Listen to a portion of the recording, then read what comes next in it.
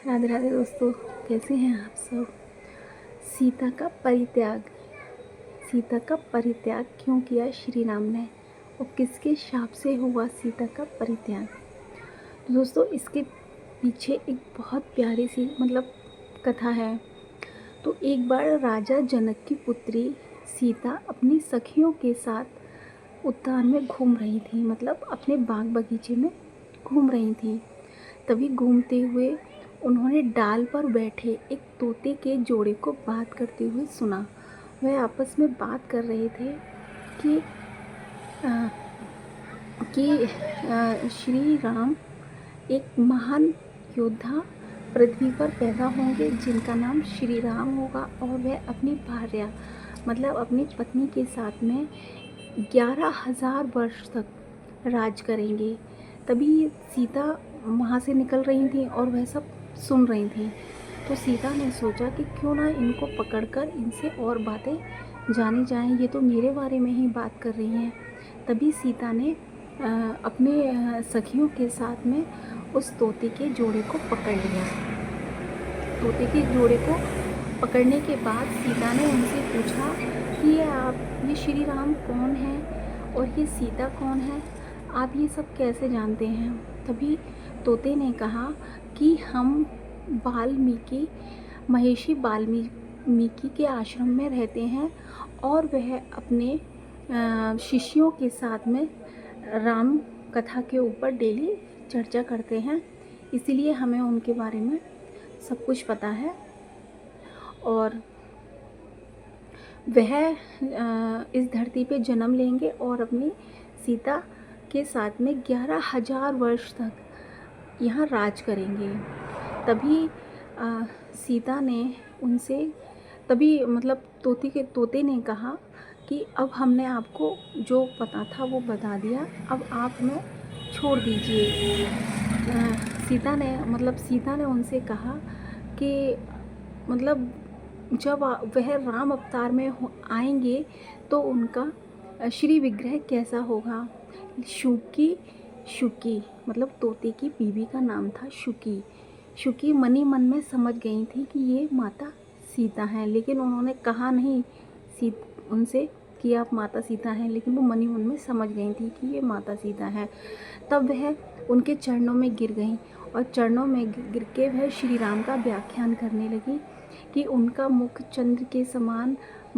चंद्रमुख समान होगा, भौहें बहुत बड़ी बड़ी होंगी, आँखें भी बहुत कमल के समान सुंदर होंगी और वक्ष बहुत चौड़ा और बहुत तेज़वान होगा, और उनकी जो भुजाएं हैं वो काफ़ी लंबी और सुंदर होंगी। इस तरीके से उन्होंने श्री राम का व्याख्यान किया।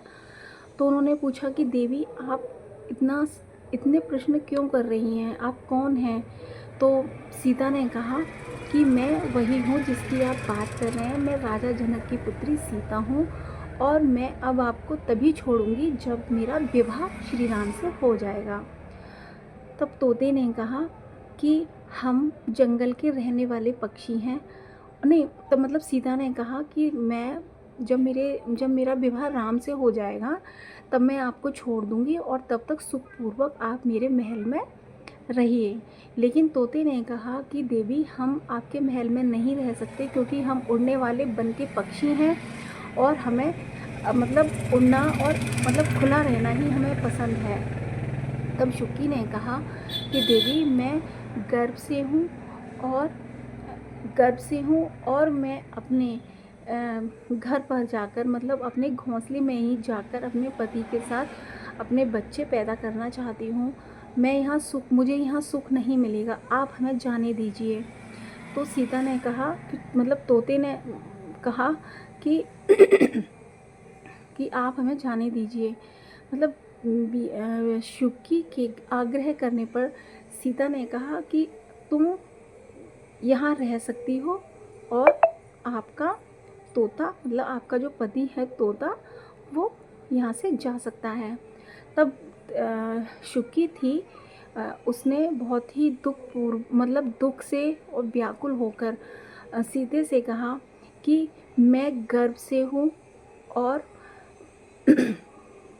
मैं गर्भ से हूँ और मैं अपने पति के साथ ही जाना चाहती हूँ और आप मुझे जाने नहीं दे रही हैं। इस शोक में उसने माता सीता को शाप दिया कि जिस तरीके से तुम मेरे पति को मुझसे अलग कर रही हो, बिच्छू कर रही हो, उसी तरीके से मतलब तुम्हारा भी परित्याग होगा जब तुम गर्भ से होंगी। मतलब जब तुम गर्भ से होंगी तब श्री राम भी तुम्हारा उसी अवस्था में परित्याग करेंगे। और ये शाप देते हुए शुकी जो थी वो मृत्यु को प्राप्त हो गई।